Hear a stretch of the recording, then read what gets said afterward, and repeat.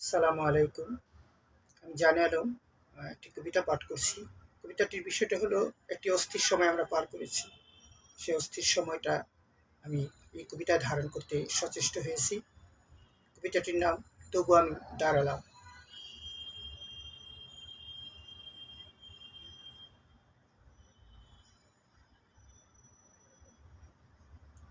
একটি প্রসন্ন প্রসূন প্রত্যুষের প্রত্যাশায় প্রজন্মাস প্রসব যন্ত্রণায় যেন কাটাচ্ছে কাল। একটি প্রজন্মাস জালিমের মসনদ ভেঙে গুড়িয়ে দিতে প্রতিজ্ঞাবদ্ধ। তাইরা নাবাবিলের মতো কঙ্কর নিক্ষেপ করে আব্রাহা বাহিনীর সব সমূলে ধ্বংস করতে একটি প্রজন্ম আজ শটান দাঁড়িয়ে গেছে।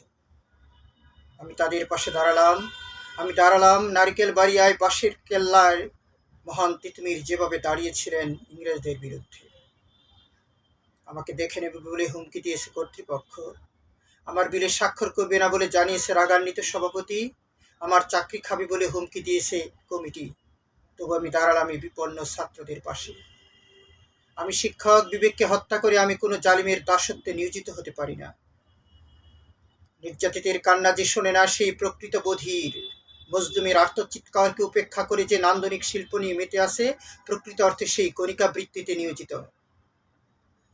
যার কবিতা অন্যায়ের বিরুদ্ধে প্রতিবাদ করতে জানে না সে কবি নয়, শব্দ জল্লাদ। যার কবিতা অসত্যের বিরুদ্ধে হাতিয়ার হয় না সে কবি নয়, বন্য কাপালিক। আমি দাঁড়ালাম এই বিপন্ন জনতার পাশে। আমি দাঁড়ালাম এই আগ্নেয়গিরির অগ্নুৎপাতের পাশে। আমি দাঁড়ালাম এই সংগ্রামী রক্তজবাদের পাশে। আমি দাঁড়ালাম এই রক্তচূড়া রক্তলাল গুলমোহরের পাশে।